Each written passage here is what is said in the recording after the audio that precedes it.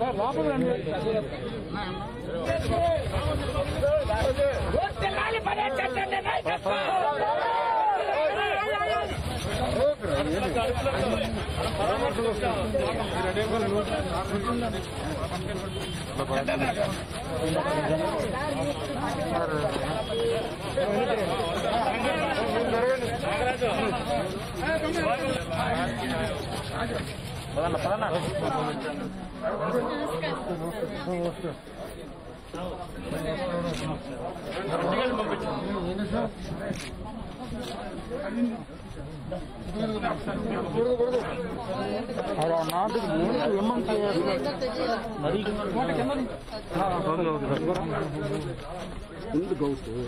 ఎవరు తీసుకెళ్లారు హాస్పిటల్కి?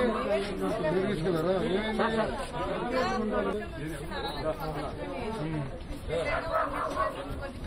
అవునండి. ఏమందుకు రాశారు? ఉందా చూపించండి కొంచెం.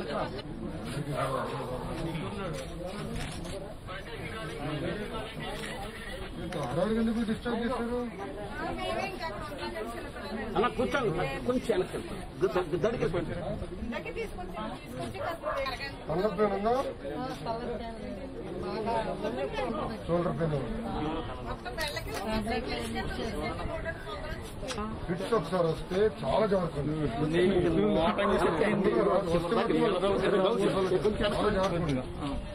మందులు టైంకి తీసుకో. ఫిట్స్ వచ్చినాయంటే మందులు జల్లుగానంటే మనం అందరికి అలవాట్లేదు కదా. పొద్దున ఉంది, మధ్యాహ్నం ఉంది, రాత్రి తీసుకుందాం అనుకున్నట్టు కుదరదు. టైంకి తీసుకో. మందులు ఏది మిస్ అవుతుంది. రెండు మంది ఇబ్బంది పడుతుంది. జాగ్రత్త చూసుకో. నేను చెప్తాను, అన్నగారు కూడా ఉన్నారు కదా. ఉంటే ప్రాబ్లం లేదు. మళ్ళీ ఎవరికి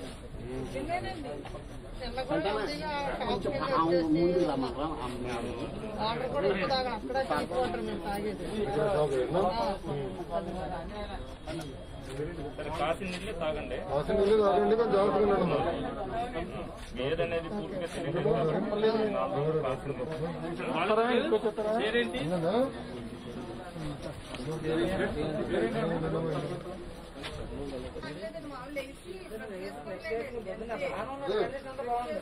హాస్పిటల్ కూడా అందరికి వాటర్ అయితే ఫ్యామిలీ మెంబర్స్ అందరికి ఫిట్స్ వచ్చినాయి.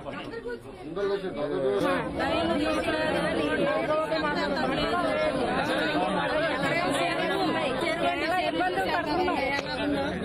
డ్రైన్ ఈ పక్కన డ్రైన్, ఆ పక్కన డ్రైన్.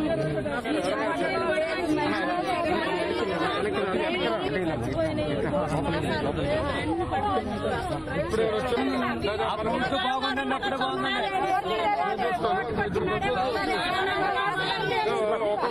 ఒక్కొక్కరు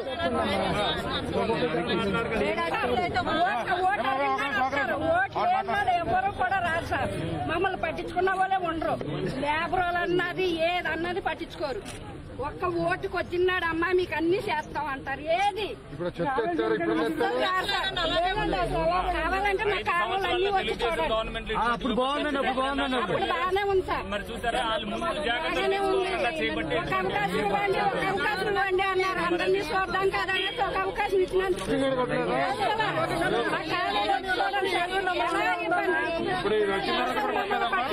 పట్టించుకోలేదు.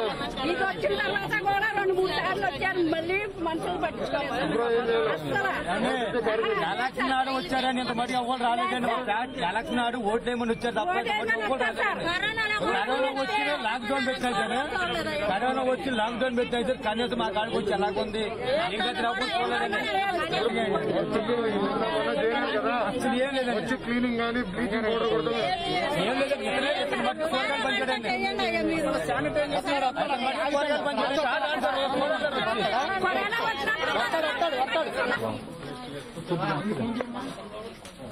ఇప్పుడు జరిగింది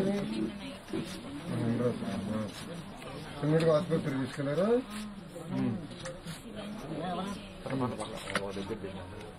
మళ్ళీ ఇప్పుడు రమ్మంటున్నారా? మందులేని చెప్పారమ్మా మనకి ఇష్టం ఒకసారి వస్తే ఇబ్బంది జాగ్రత్తగా చూసుకుని టాబ్లెట్ టైం తీసుకో లేదు జాగ్రత్త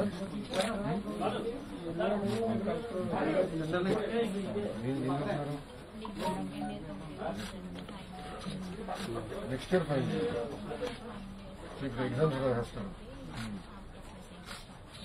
ఆన్లైన్ క్లాస్ కూడా స్టార్ట్ లేదా కొంచెం కూర్చోండి ఇంట్లో వచ్చింది అవునా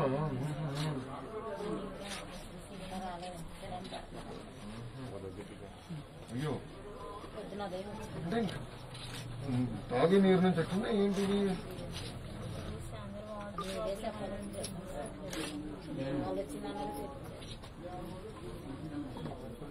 పారిశుద్ధ్యం జరుగుతుందో వచ్చి కార్మికులను క్లీనింగ్ కానీ బ్లీచింగ్ కానీ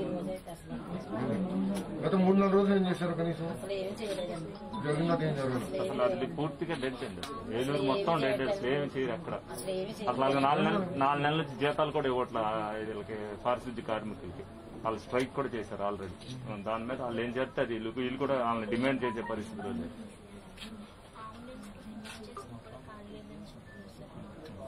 అవునా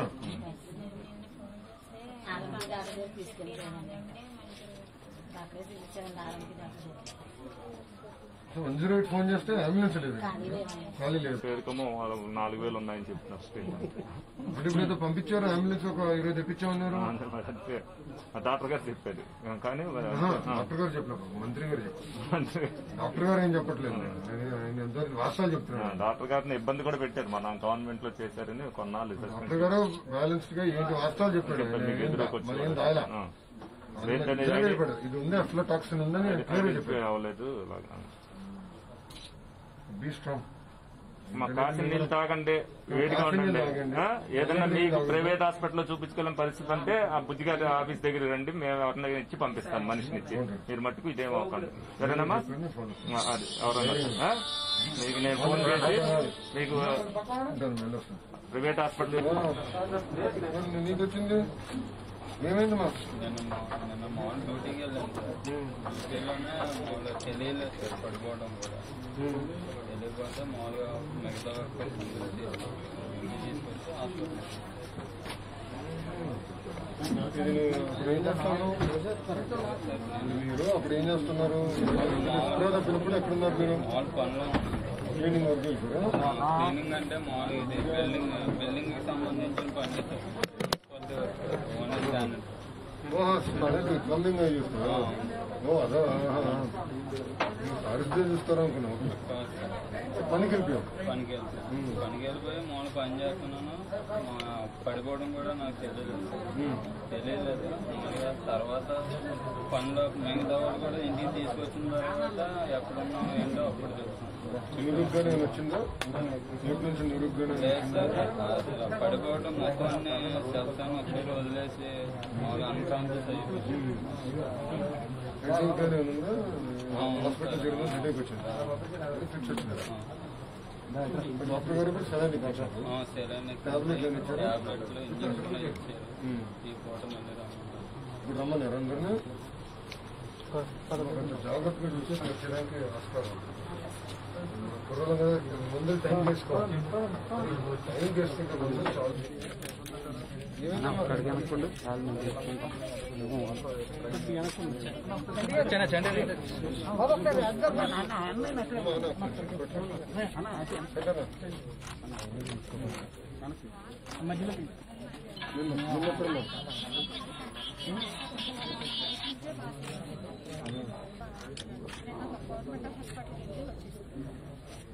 మళ్ళీ పొద్దుట నిల్చున్నట్టు నిల్చుంది తెలియలేదండి నాకు అసలు ఏంటో కళ్ళు అదొక మళ్ళీ వచ్చింది ఇప్పుడు వెళ్ళారా హాస్పిటల్ ఇప్పుడు ఇంట్లోనే బోట్లు పెట్టించారు హాస్పిటల్ ఖాళీ లేదండి ఇచ్చారు ఇంజక్షన్ చేసి పని చేయట్లేదు అది తలగా తిరగడం మాత్రం తగ్గట్లేదు నేను అన్న చెప్తాను మీకు చూపించాను నేను చెప్తాను చూపించాను దగ్గరుండి తీసుకొస్తే నేను కోఆర్డినేట్ చేసి ప్రైవేట్ హాస్పిటల్ పక్కన ఉంటానండి. మీరే చూసుకుంటారు. నేనే చూస్తాను. మందులు కానీ అని వస్తే టైంకి మీరు ఇచ్చేదా చూసుకోండి. హాస్పిటల్ నేనే తీసుకెళ్ళానండి. టైంగానే వేస్తాను. బాధ తెచ్చుకోకొస్తాడు ప్రైవేట్ హాస్పిటల్కి నేను చెప్తాను.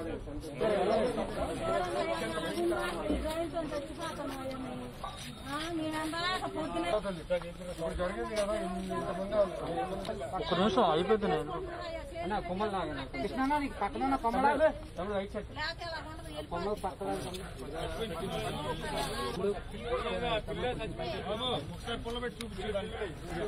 మొత్తం క్లీన్ అయిపోయింది. చాలా దారుణంగా ఉంది. మీకు వార్డు గ్రామ సచివాలయం వార్డు సచివాలయం ఉంది కదా, ఎదురుగానే ఉంది కదా, అక్కడ చెప్తే మీకు ఎవరు అసలు పట్టించుకోవట్లేదు, వాళ్ళు చెప్పట్లేదు. అసలు చెప్పుతారు మేమేది చెప్పుకుంటామే కానీ వాళ్ళకి వాళ్ళ మట్టుకు ఏమి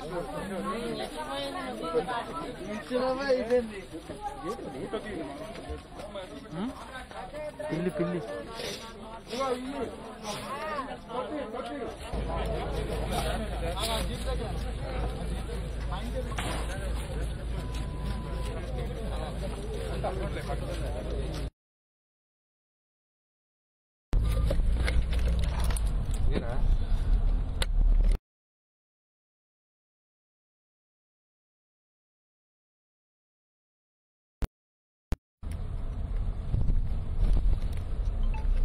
ఫోన్ చేసి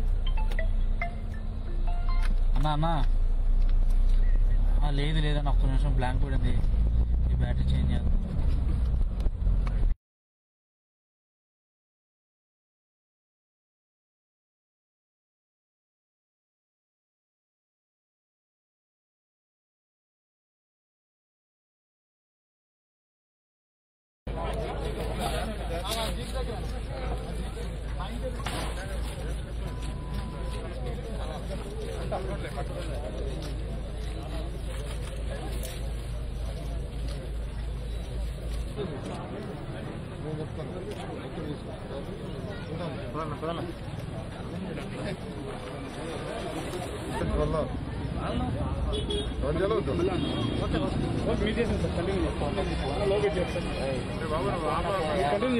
నేను చెప్తాను.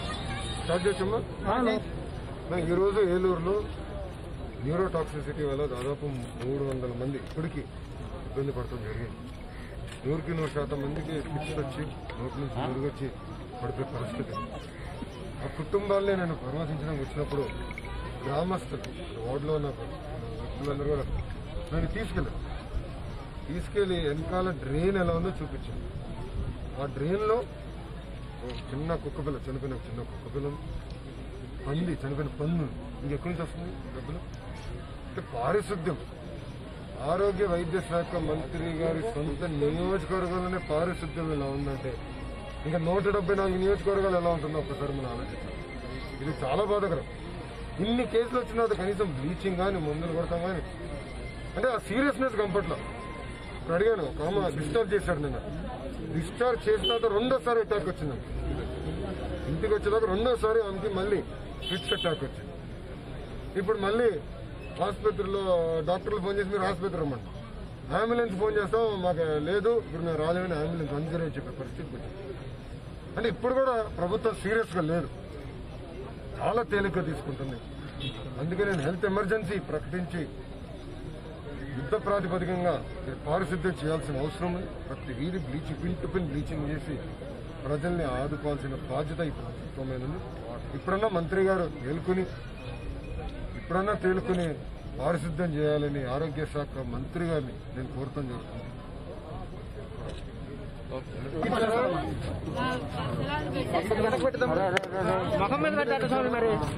జాగ్రత్త చూసుకోండి, మళ్ళీ వస్తే సరే జాగ్రత్తగా చూసుకోండి. కరోనా వచ్చినప్పుడు ఈ బ్యాగ్ పట్టించుకున్నాం లేదు sir. Area slum area sir, అంత కష్టపడి సార్ వస్తాయన్నా వాళ్ళలో చురుకు వస్తాయని తప్పించాము. ఊరోళ్ళందరూ నన్ను గొడవ పెట్టి ట్రైన్ కొట్టలేదు కదా, ఇంతమంది 200-300 మంది ఇబ్బంది పడ్డారు. చూసుకోవాలి కదా.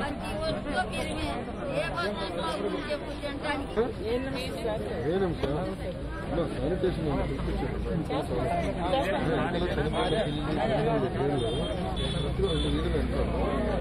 కెమెరాలు తీసి తీసుకోండి.